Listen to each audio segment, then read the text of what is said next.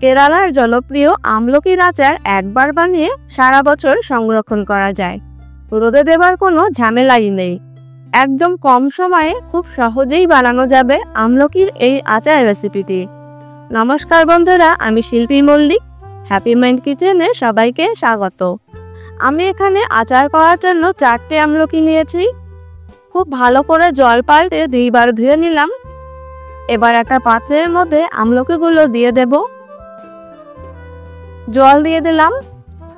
এই আমলকিটাকে খুব ভালো করে সেদ্ধ করে নিতে হবে। ঢাকনা দিয়ে ঢেকে 10 মিনিট ফুটিয়ে নিলাম। আমলকি সঠিকভাবে সেদ্ধ হয়েছে কিনা সেটা বোঝার জন্য আমলকি দেখতে হবে, যদি এরকম করে ফেটে ফেটে যায় তার মানে সেদ্ধ কমপ্লিট। এবার গ্যাসের ফ্লেমটা বন্ধ করে দেব। আমলকিগুলোকে তুলে ঠান্ডা করে নিতে হবে। বন্ধুরা, এর আগে আমি জলপাইয়ের আচারে 2টি রেসিপি পোস্ট করেছি, আপনারা চাইলে একবার দেখে নিতে পারেন। কাঁচা লঙ্কা নিয়ে নিলাম। কাঁচা লঙ্কাগুলোকে ভালো করে চিড়ে নিতে হবে মাঝখান থেকে। যারা লঙ্কা বেশি খায় তারা লঙ্কার পরিমাণটা আর একটু বেশি দিতে পারেন। লঙ্কার বীজ ফেলার কোনো দরকার নেই। এবার সেদ্ধ হওয়া আমলকিগুলোকে ছাড়িয়ে নিতে হবে। এই আচারের রেসিপিটি আস্ত আমলকি দিয়েও করা যায়। সঠিকভাবে সেদ্ধ হলে আমলকির কলিগুলো খুব সুন্দরভাবে ছেড়ে আসবে। এইভাবে সবগুলো আমলকি আমি ছাড়িয়ে নেব। বন্ধুরা, আপনারা যারা এখনো আমার চ্যানেলটি সাবস্ক্রাইব অথবা ফলো করেননি, প্লিজ করে দেবেন।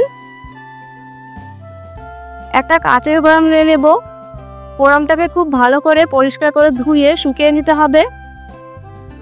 এবার এই বয়ামের মধ্যেই দিয়ে দেব 1 চামচ লবণ, আমলকি আর কাঁচা লঙ্কা দিয়ে দেব। এই আচারের রেসিপিটি করতে কোনো রকম তেল ব্যবহার করা হয় না, আর মশলা বলতে শুধুমাত্র লবণ ব্যবহার করা হয়। 1 গ্লাস মতো খাওয়ার জল খুব ভালো করে ফুটিয়ে নিতে হবে। এখানে জলটাকে অবশ্যই ফুটিয়ে দিতে হবে। যদি কাঁচা জল ব্যবহার করা হয় তাহলে আচার নষ্ট হয়ে যেতে পারে। ঠান্ডা হওয়ার পর জলটাকে বয়ামের মধ্যে দিয়ে দিলাম। ঢাকনাকে একটু ঝাঁকিয়ে নেব। তৈরি হয়ে গেল কেরালার বিখ্যাত সল্টেড আমলকির আচার। এই আচার 1 সপ্তাহ পর থেকেই খাওয়া যাবে। এই রেসিপিটি কেমন লাগলো কমেন্টে অবশ্যই জানাবেন। ভালো লাগলে প্লিজ লাইক করে দেবেন।